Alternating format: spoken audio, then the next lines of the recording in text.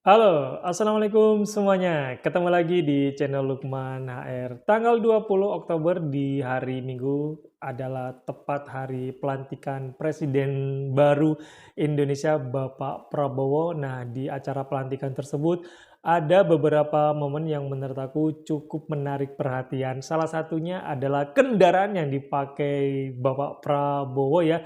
Mobilnya benar-benar bikin gagal fokus karena seperti yang sudah-sudah itu kan biasanya kan memakai mobil sedan yang warna hitam, Mercedes-Benz. Base-nya lagi ini adalah karya asli dari anak bangsa. Mobil dinas kepresidenan buatan Indonesia. Modelnya sumpah keren banget gitu ya. Sempat diremehkan netizen Malaysia bahwa mereka sudah ada mobil nasional. Tapi kenyataannya Oke. Indonesia sudah bisa bikin tank, pesawat, dan mobil. Bahkan media Malaysia terkejut melihat Presiden Prabowo menggunakan mobil buatan anak bangsa untuk kendaraan resmi Presiden. Sumpah Tak keren seperti banget di mobilnya, Malaysia. serius. Malaysia dan negara-negara Asia Tenggara lainnya, mereka menggunakan merek luar untuk mobil kepresidenan.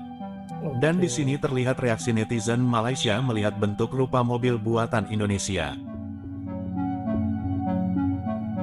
Pas banget ya dengan Pak Prabowo kan seorang militer ya, jadi mobil yang baru dipakai ini Prabowo Subianto semalam cocok banget. menaiki kenderaan Presiden khas MV3 Garuda Limousine yang dihasilkan oleh syarikat senjata milik negara PT Pindad dari Kompleks Perundangan Pindad. Senayan ke Istana Negara Jakarta. Prabowo menaiki kenderaan itu selepas selesai upacara Oh, ini angkat sumpah di diulas Kompleks oleh Parlimen ini ya, Senayan. media Malaysia ini ya.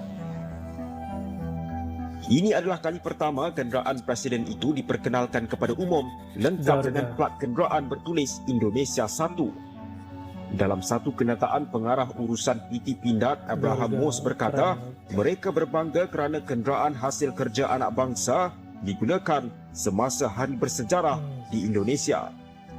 Sementara itu, pengarah teknologi dan pembangunan PT Pindad Sijit P. Santosa berkata Prabowo akan menjadi individu pertama yang menggunakan kenderaan buatan dalam negara itu.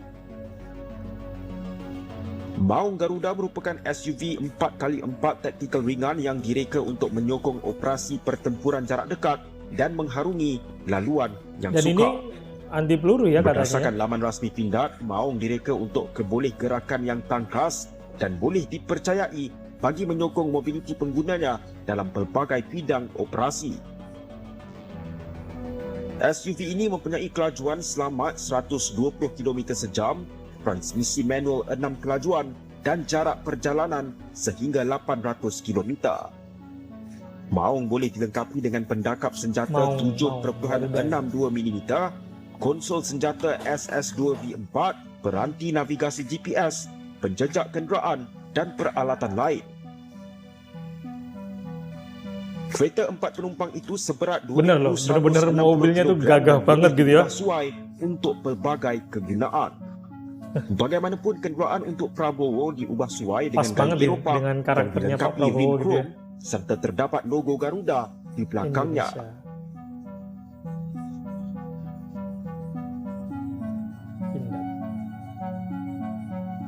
Banyak netizen negara tetangga yang menyebut bahwa Indonesia tidak punya mobil buatan anak bangsa. Tentu komentar-komentar netizen Malaysia ini justru salah.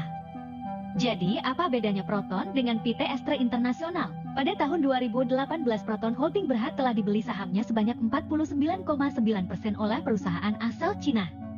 Bahkan pada 2018 lalu, Mahathir Mohamad pernah mengungkapkan, Proton telah dijual ke asing. Ya, saya sedih, saya bisa nangis. Namun, kesepakatan sudah diteken. Proton bukan lagi milik nasional. Sekarang bukan lagi mobil nasional. Kami orang Malaysia merasa senang untuk bisa lepas dari mobil sial ini, sindir Mahathir. Sementara PT Astra Indonesia adalah salah satu perusahaan BUMN dan swasta terbesar di Indonesia. Diketahui bahwa PT Astra Internasional menaungi beberapa merek mobil, mulai Toyota, Daihatsu, UD Trucks, Peugeot, BMW, Honda, Astra Auto Parts, Astra World, dan Isuzu. Sekedar info aja, PT Astra Internasional bukan milik perusahaan asing, milik orang Indonesia. Lalu kenapa PT Astra tidak membuat merek mobil sendiri? Padahal PT Astra kemampuan produksinya sangat besar, bahkan memiliki fasilitas riset dan pengembangan terbesar di Indonesia. Pertanyaan ini sudah ditanyakan oleh media, kenapa Astra tidak membuat merek mobil sendiri agar menjadi mobil nasional? Menurut pihak Astra pada tahun 2017 lalu, secara bertahap kita sudah dipersilakan prinsipal untuk membuat kiprah. Hadirlah Astra Daihatsu Ayla, Astra Toyota Agya, sudah start itu, Ran Julian Warman, Head Aviar PT Astra International. Sejauh ini pihaknya sudah sangat bangga bisa menyematkan embel-embel Astra pada merek mobil ternama. Menurut mereka, kita tidak usah lihat kesananya atau merek nasional. Tapi apa kontribusi kita untuk Indonesia dan untuk dunia ini? Imbu Yulian, kalau harus merek nasional itu kan sebenarnya karena emosional kita saja. Apa gunanya ada merek nasional tapi lokal kontennya dari pihak asing? Itu kan berarti cuma nempel nama saja, tegas Yulian. Menurut Iya, pihak ada bedanya Astra, sih. kandungan lokal mobil buatan mereka sudah sangat tinggi, dibuat di Indonesia bahkan orang Indonesia yang membuatnya. Namun pihak Astra enggan menyebut itu sebagai mobil nasional. Pasalnya menurut mereka itu sensitif. Menurut pihak Astra, biarlah masyarakat Indonesia yang menilainya, biarlah mereka yang menilai. Menutup wawancara, Julian kembali menegaskan kehebatan kontribusi Astra terhadap tanah air. Kemampuan kami, sumber daya manusia kami, supporting vendor kami, itu adalah kontribusi terbesar kami. Lebih besar dibanding kita bicara nama merek nasional. Jadi yang katanya netizen semenanjung Indonesia tidak punya mobil nasional, tentu itu salah besar. Bahkan PT Astra Internasional milik orang Indonesia, bukan milik asing. Sementara Proton 49,9 sahamnya milik asing alias Cina. Pertanyaannya apakah itu masih bisa oke. disebut mobil nasional? Malu woi, milik perusahaan Cina.